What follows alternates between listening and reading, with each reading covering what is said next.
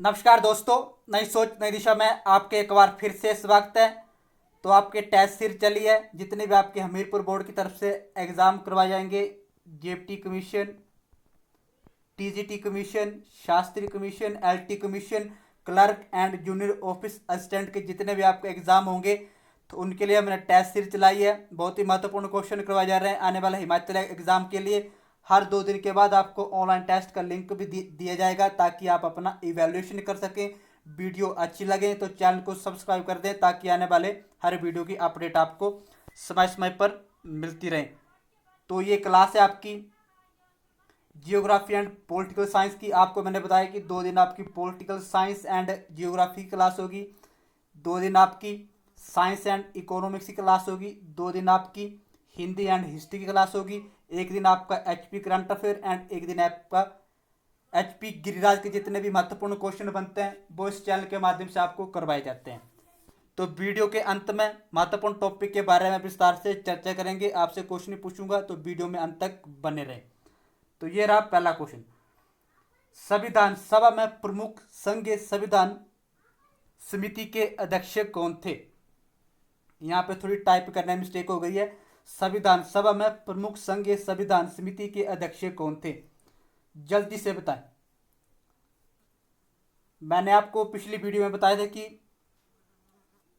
प्रारूप समिति के कितने सदस्य थे। वो थे 7, और किसकी अध्यक्षता में ये समिति बनाई गई थी? डॉक्टर भीमराव अंबेडकर। तो आप मुझे ये बताएं, संविधान सभा में प्रमुख संघीय संविधान समिति के अध्यक्ष कौन थे? तो जल्दी से बताएं। देखते हैं सबसे पहले कौन इसका राइट आंसर बता पाता है। जल्दी से बताएं। तो वो थे आपके पंडित जवाहरलाल नेहरू। जो आपकी पहली समिति थी, संचालन समिति, उसके अध्यक्ष कौन थे?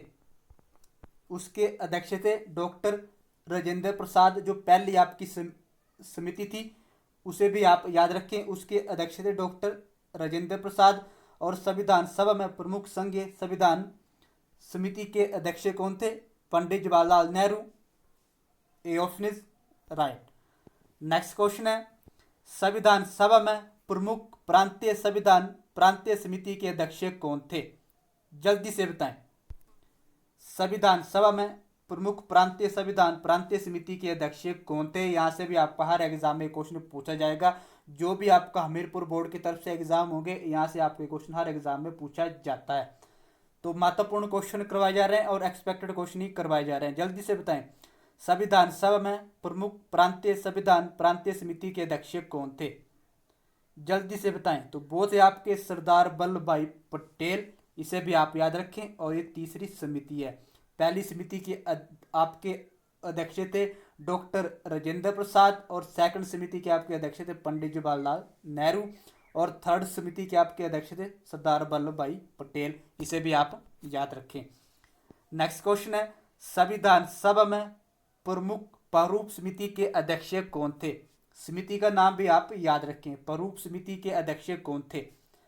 तो ये आपकी चौथी समिति है, प्रारूप समिति। कितनी समिति थी? 7 समिति।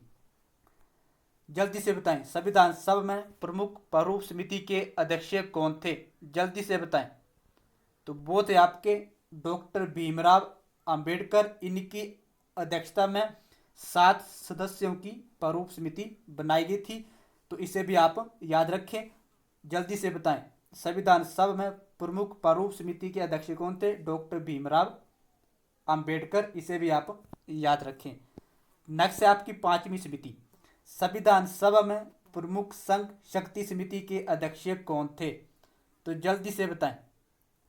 संविधान सभा में प्रमुख संघ शक्ति समिति के अध्यक्ष कौन थे? 4 ऑप्शन आपको दिए हैं, सोच समझकर इसका राइट आंसर बताएं।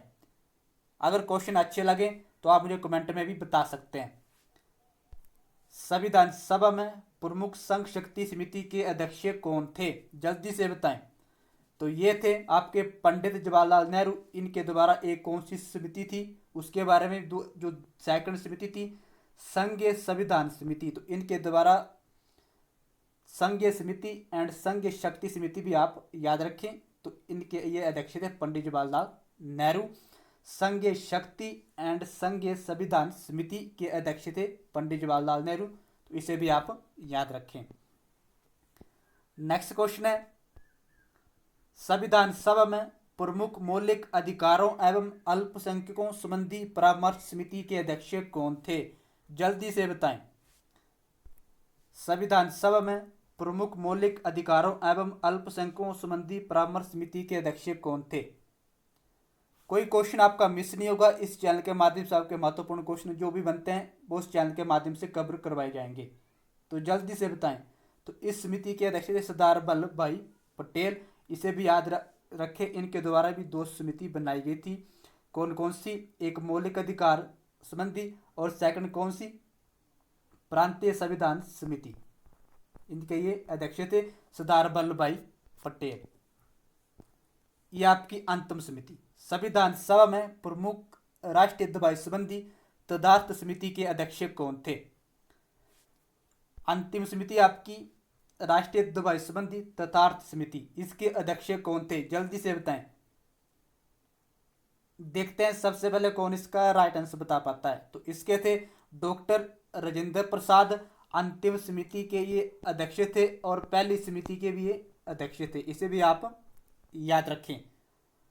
राष्ट्रीय दवाई संबंधी तथार्थ समिति अंतिम समिति है और पहली समिति के अध्यक्ष भी आपके डॉक्टर राजेंद्र प्रसाद थे। संचालन समिति के अध्यक्ष डॉक्टर राजेंद्र प्रसाद। अंतिम समिति है राष्ट्रीय दवाई संबंधी तथार्थ समिति। तो अब बात करते हैं जियोग्राफी के क्वेश्चन की तरफ। ये रहा जियोग्राफी का क्वेश्चन। उष्ण कटिबंधीय कंपोज घास के मैदान किस देश में पाए जाते हैं? पिछले कल हमने बात की कि जो सवाना घास के मैदान है वो किस देश में पाए जाते हैं। तो वो पाए जाते हैं आपके अफ्रीका में। और उष्ण कटिबंधीय कंपोज घास के मैदान किस देश में पाए जाते हैं? जल्दी से बताएं। देखते हैं सबसे पहले कौन इसका राइट आंसर बता पाता है। उष्ण कटिबंधीय कंपोज घास के मैदान किस देश में पाए जाते हैं? जल्दी से बताएं। तो ये पाए जाते हैं आपके ब्राजील में। इसे भी आप याद रखें। ये रहा नेक्स्ट क्वेश्चन। उष्ण कटिबंधीय लानोस घास के मैदान किस देश में पाए जाते हैं? यहाँ से भी आपका हर एग्जाम में क्वेश्चन पूछा जाता है, चाहे आपका टीजीटी टेट हो, टीजीटी कमीशन हो, एलटी कमीशन हो और हमीरपुर बोर्ड की तरफ से जितने भी आपके एग्जाम करवाए जाते हैं, यहाँ से भी आपका हर एग्जाम में क्वेश्चन पूछा जाता है। उष्ण कटिबंधीय लानोस घास के मैदान किस देश में पाए जाते हैं? जल्दी से बताएं। तो ये पाए जाता है आपके कोलंबिया एंड वेनेजुएला में पाए जाते हैं। 2 कंट्री में ही पाए जाते हैं लानोस घास के मैदान, उष्ण कटिबंधीय घास के मैदान आपके वेनेजुएला, कोलंबिया में पाए जाते हैं। और अफ्रीका में कौन से पाए जाते हैं? आपके सवाना। ब्राजील में कौन से पाए जाते हैं? कंपोज। उष्ण कटिबंधीय, अगर आपको एग्जाम में पूछे जाए कि उष्ण कटिबंधीय लानोस घास के मैदान, तो इसमें आप कंफ्यूज नहीं होना है। उष्ण कटिबंधीय घास के मैदान में कितनी कंट्री हैं? 3। कौन कौन सी? Brazil, Africa and Venezuela and Colombia. इसमें लानोस घास के मैदान पाए जाते हैं। 2 कंट्री में आपकी लानोस घास के मैदान पाए जाते हैं, वेनेजुएला एंड कोलंबिया में। ब्राजील में कौन से पाए जाते हैं? आपके कंपोज एंड अफ्रीका में सवाना। उष्ण कटिबंधीय, इसे भी आप याद रखें। अब बात हो रही है शीतोष्ण कटिबंधीय पंपास घास के मैदान किस देश में पाए जाते हैं? पहले हमने बात की उष्ण कटिबंधीय, अब बात हो रही है शीतोष्ण कटिबंधीय पंपास घास के मैदान किस देश में पाए जाते हैं? जल्दी से बताएं। अर्जेंटीना, दक्षिण अफ्रीका, वेनेजुएला, कोलंबिया। जल्दी से बताएं। शीतोष्ण कटिबंधीय पंपास घास के मैदान किस देश में पाए जाते हैं? जल्दी से बताएं। तो ये पाए जाते हैं आपके अर्जेंटीना में। कौन से घास के मैदान? शीतोष्ण कटिबंधीय पंपास घास के मैदान अर्जेंटीना में पाए जाते हैं। ए ऑप्शन इज राइट। ये रहा नेक्स्ट क्वेश्चन। शीतोष्ण कटिबंधीय बेल्ट घास के मैदान किस देश में पाए जाते हैं? जल्दी से बताएं। शीतोष्ण कटिबंधीय बेल्ट घास के मैदान किस देश में पाए जाते हैं? जो आपका अभी हाल में टीजीटी टेट का एग्जाम हुआ, एलटी का एग्जाम हुआ, तो यहाँ से आप एक क्वेश्चन जरूर पूछा गया था। शीतोष्ण कटिबंधीय बेल्ट घास के मैदान किस देश में पाए जाते हैं? जल्दी से बताएं। तो ये पाए जाते हैं आपके दक्षिण अफ्रीका में। अर्जेंटीना में कौन से घास के मैदान पाए जाते हैं? वो पाए जाते हैं पंपास, इसे भी आप याद रखें। और बेल्ट घास के मैदान किस कंट्री में पाए जाते हैं? दक्षिण अफ्रीका में।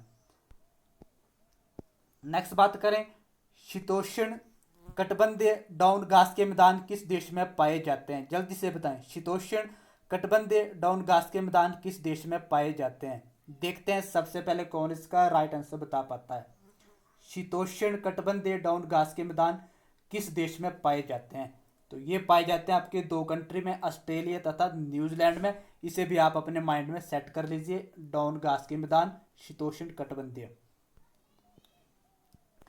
तो जितने भी आपके महत्वपूर्ण क्वेश्चन थे जियोग्राफी के, तो वीडियो के अंत में जितने भी आपके महत्वपूर्ण क्वेश्चन बनते हैं, महत्वपूर्ण टॉपिक के बारे में हम विस्तार से चर्चा करते हैं। तो आज हम बात करेंगे महाराष्ट्र में कौन सी झील पाई जाती है। अगर किसी को पता तो प्लीज़ बताएं।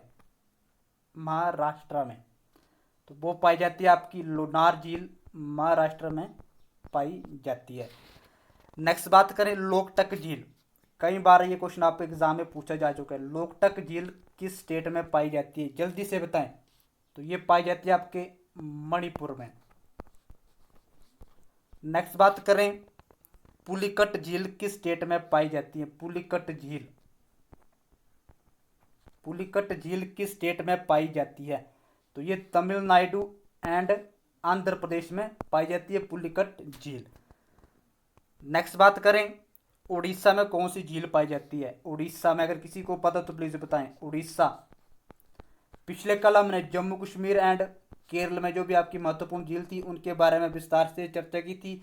जम्मू कश्मीर में कितनी झीलें हैं? 7 महत्वपूर्ण। केरल में कितनी है? 3। तो आप मुझे ये बताएं उड़ीसा में कौन सी झील है?